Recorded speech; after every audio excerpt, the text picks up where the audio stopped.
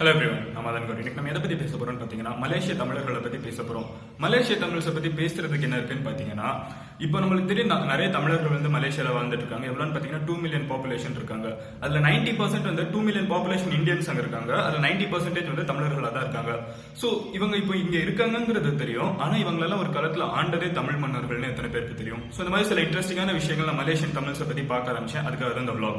So நான் எப்படி பார்க்க ஆரம்பிச்சேன்னு கேட்டீங்கன்னா, என்னோட வீடியோஸை பாக்குறது வந்து இந்தியால பாக்குறதுக்கு அடுத்தா முதல்ல யுனைடெட் ஸ்டேட்ஸ்ல பாத்துட்டு இருந்தாங்க. இப்போ யூஎஸ்ல இல்லாம இப்போ மலேசியன்ஸ் பாத்துட்டு இருந்தாங்க. நான் யோசிச்சேன், ஏன் மலாய் பேசுறவங்க இதை பார்க்க போறாங்கன்னு. அப்புறம் தான் நான் இதை பத்தி ரிசர்ச் பண்ண ஆரம்பிச்சேன். அப்புறம் தான் எனக்கு தெரிஞ்சு மலேசியால இவ்வளவு பெரிய ஒரு இவால்விங் தமிழ் பாப்புலேஷன் இருக்காங்க, இத்தனை வருஷமா இருக்காங்கிறது தெரிய வந்துச்சு. அதை தான் உங்ககிட்ட ஷேர் பண்ணணும்னு நினைச்சேன்.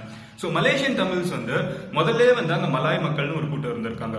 சோ அவங்க போக வந்து என்ன ஆகுதுன்னு பாத்தீங்கன்னா, செகண்ட் செஞ்சுரி, அதாவது 200 AD அப்பமே வந்து ராஜேந்திர சோழன் வந்து அவரோட அதாவது எக்ஸ்பேண்ட் பண்ணிட்டே இருந்திருக்காங்க. சோழ எம்பையர் வந்து எக்ஸ்பேண்ட் பண்ணிட்டு இருக்கப்போ மலேசியாலேயே வந்து சோழன்ஸ் தான் வந்து ஆண்டுட்டு இருந்திருக்காங்க. சோ அப்பமே வந்து சோழ மன்னர்கள் வந்து அங்க போய் ஆண்டுட்டு இருந்திருக்காங்க. சோ லேட்டர் பீரியட்ல என்ன ஆகுதுன்னு பாத்தீங்கன்னா, அங்க வந்து நிறைய வந்து இந்த போர்ட் எல்லாம் பில்ட் பண்ணி, உங்களுக்கே தெரியும் சோழன்ஸ் வந்து ரொம்ப ஸ்ட்ராங்கா இருக்கிறது இந்த சீல தான் வந்து. ஏன்னா இங்க இருந்து சோழ எம்பையருக்குமே வந்து ரோமன் எம்பையருக்குமே வந்து கனெக்ஷன் இருக்குன்னு சொல்லுவாங்க. சோ அவ்வளவு ஸ்ட்ராங்கான போர்ட் வந்து இருக்கிற போர்ட் வந்து டெவலப் பண்ற ஒரு கிங்டம் தான் வந்து சோழன்ஸ். சோ என்ன பண்றாங்கன்னு பாத்தீங்கன்னா, மலேசியால வந்து அவங்க தான் வந்து போர்ட்டை ஃபர்ஸ்ட் டெவலப் பண்றாங்க. சரி, மலேசியால வந்து போர்ட் டெவலப் பண்றது என்ன சிக்னிபிகன்ஸ் இருக்குன்னு கேட்டீங்கன்னா, அவங்க அந்த போர்ட் டெவலப் பண்ணனால தான் வந்து மலேசியா வந்து இவ்வளவு பெரிய பொன் விளையிற பூமியா மாறிச்சு. ஏன்னா அந்த ஒரு சின்ன விஷயம் நான் சொல்ல நினைச்சேன். ஏன்னா போர்ட் அப்படிங்கிறது வந்து ஒரு ரொம்ப முக்கியமான விஷயம். துறைமுகம் இல்லாம எந்த ஒரு வணிகமும் நடக்காது. சோ அதுக்கு முக்கியமான காரணம் வந்து ராஜேந்திர சோழன், ஒரு தமிழ் மன்னன். சோ அவங்க வந்து ஆரம்பிச்சு விடுறாங்க. சோ ஆரம்பிச்சதுக்கு அப்புறம் லேட்டரா வந்து நாளாகுது பிரிட்டிஷ் கொலனைசேஷன் வரைக்கும் ஒரு பெரிய பீரியட் இருக்கு. சோ பீரியட் இருக்கப்ப நிறைய தமிழர்கள் வந்து இங்க இருந்து வணிகம் பண்றதுக்காக அங்க போய் செட்டில் ஆறாங்க. செட்டில் ஆறாங்க வந்து அங்க இருக்க மலாய் பெண்களை வந்து திருமணம் பண்றாங்க. மலாய் தமிழர்கள்னே அவங்க சொல்லப்படுறாங்க. சோ லேட்டர் பீரியட் என்ன ஆகுதுன்னு பாத்தீங்கன்னா, பிரிட்டிஷ் கொலனைசேஷன் அப்போ ஸ்ரீலங்கால இருந்து சில தமிழர்களை கூப்பிட்டு போறாங்க. இந்த யாழ்ப்பாணம் தமிழர்கள், நான் வந்து ஸ்ரீலங்காவோட ஹிஸ்டரி வீடியோ ஆல்ரெடி பண்ணியிருக்கேன், அது பார்த்தா தான் உங்களுக்கு இது புரியும். சோ யாழ்ப்பாணம் தமிழர்களை நிறைய பேர் கூப்பிட்டு வராங்க. அதே மாதிரி இந்தியால இருந்து நிறைய தமிழர்களை கூப்பிட்டு போறாங்க மலேசியாவுக்கு. எதுக்குன்னு பாத்தீங்கன்னா, அங்க வச்சு நல்லா வாழ்றதுக்கெல்லாம் இல்ல, அங்க வந்து வேலை பார்க்கறதுக்கு வந்து கூப்பிட்டு போறாங்க.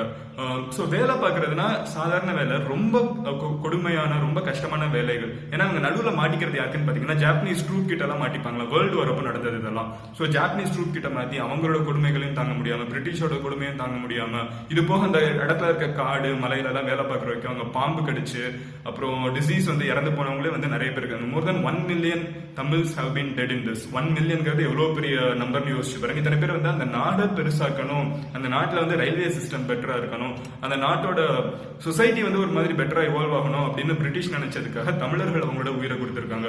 சோ இவ்வளவு கொடுத்து அதுக்கப்புறம் என்ன ஆகுதுன்னு பாத்தீங்கன்னா, அங்க சைனீஸ் செட்டில்மெண்ட் ஒன்று வருது, தமிழர்கள் செட்டில்மெண்ட் இருக்கு, அது போக மலாய் மக்கள் இருக்காங்க. சோ ஒவ்வொரு period of time British colonization முடிஞ்சதுக்கு அப்புறம் என்ன ஆகுதுன்னு பாத்தீங்கன்னா, அங்க வந்து மலேசியன் கவர்மெண்ட் உருவாகுது. உருவானதுக்கு அப்புறம் என்ன பண்றாங்கன்னா, எல்லாருமே நல்லா தான் வாழ்ந்துட்டு இருக்காங்க. சோ வாழ்ந்துட்டு இருக்கிறதுக்கு அப்புறம் ஒரு சின்ன பிரச்சனை என்ன வருதுன்னு பாத்தீங்கன்னா, இண்டிபெண்டன்ஸ் வந்து இந்த மூணு கம்யூனிட்டியும் சேர்ந்து உருவாக்குனாலும், அதாவது மலேசியன் இண்டிபெண்டன்ஸ்க்கு முக்கியமான மூணு கம்யூனிட்டி எதுன்னு பாத்தீங்கன்னா, ஒன்னு மலேசிய மக்கள், இன்னொன்னு வந்து சைனீஸ், அப்புறம் வந்து தமிழ்ஸ். சோ இவங்க 3 பேருமே வந்து ஒன்னா உருவாக்கி ஒரு ஃப்ரீடம் உருவாக்குனாலும், அதுக்கப்புறம் என்ன ஆகுதுன்னு பாத்தீங்கன்னா, மலேசியன் கவர்மெண்ட் வந்து சில ரூல்ஸ் கொண்டு வராங்க. என்ன மாதிரினா, மலேசியால இருக்க மக்களுக்கு வந்து தான் அதாவது ப்ரிஃபரன்ஸ் அதிகம் எப்பவுமே அப்படின்னு. இதே பிரச்சனை தான் எங்க போனாலும் தமிழர்களுக்கு. என்ன எக்ஸாக்டா சொல்லணும்னா, அங்க ஊர்ல இருக்க பிறந்து வளர்ந்த மக்கள் இருப்பாங்கல்ல, இவங்க போய் அங்க வேலை பார்த்தாலும் சரி, அதுக்கு முன்னாடியே ரொம்ப வருஷத்துக்கு முன்னாடி இருக்கிற மலேசிய மக்கள் இருப்பாங்க, அவங்களுக்கு தான் எங்கேயுமே வேலை வாய்ப்பு அதிகம். அந்த மாதிரி நிறைய வந்து ஸ்கீம்ஸ் கொண்டு வராங்க. இது வந்து சைனீஸ்க்கும் பிடிக்கல, மலேசியா இங்க தமிழர்களுக்கும் பிடிக்கல. சோ லேட்டர் பீரியட் என்னதுன்னு பாத்தீங்கன்னா, they have to survive, right? So வேற வழி இல்லாம சைனீஸ் வந்து நிறைய இந்த மாதிரி ட்ரூப்ஸ் எல்லாம் ஆரம்பிக்கிறாங்க, கேங் வார்ஸ், அப்புறம் இல்லீகல் ட்ரேட் நிறைய பண்றாங்க அங்க. சோ இது வந்து ஆல்ரெடி இந்த கபாலி மூவில வந்து காமிச்சிருப்பாங்க. சோ இந்த மாதிரி நிறைய இந்த 43 கேங் இருக்கிறது, அந்த மாதிரி நிறைய கேங்ஸ் வந்து அங்க உண்மையிலே இருக்காங்க. சோ இருந்துட்டு அங்க இருக்கிறப்போ என்ன ஆகுதுன்னு பாத்தீங்கன்னா, அவங்க வந்து இந்த கீழே இருக்க வேலைகள்லாம் இருக்கும் தெரியுமா, அதாவது அந்த ஹைரார்கிலே வந்து ரொம்ப கம்மியான வேலைன்னா என்ன இருக்கும், ஒரு ட்ரக்கை போய் இன்னொருத்தவங்க கிட்ட கொடுத்துட்டு வருது, இந்த மாதிரி வேலைகளுக்கு வந்து தமிழர்களை யூஸ் பண்றாங்க. சோ இதுக்கு தான் வந்து தமிழர் அவங்க வச்சிருக்கவே செஞ்சிருக்காங்க. சோ என்ன பிரச்சனைன்னு பாத்தீங்கன்னா, மலேசியால வந்து சில ரூல்ஸ் உண்டு. அதாவது வந்து ஒரு சைனீஸோட ஒரு கோவில் இருக்குன்னு வச்சுக்கோங்களேன், ஒரு சைனீஸோட கோவில் இருக்கும், மலாய் மக்களோட ஒரு மசூதி இருக்கும், சம்திங் இஸ் தேர்னு வச்சுக்கோங்களேன். இருக்கிறப்போ அங்க வந்து நீங்க எதை வாங்குறதுனாலுமே அந்த கோவிலுக்கு, இப்ப நம்ம கோவிலுக்கு போறதுக்கு முன்னாடி அங்க நிறைய திங்ஸ் எல்லாம் வச்சிருப்பாங்க.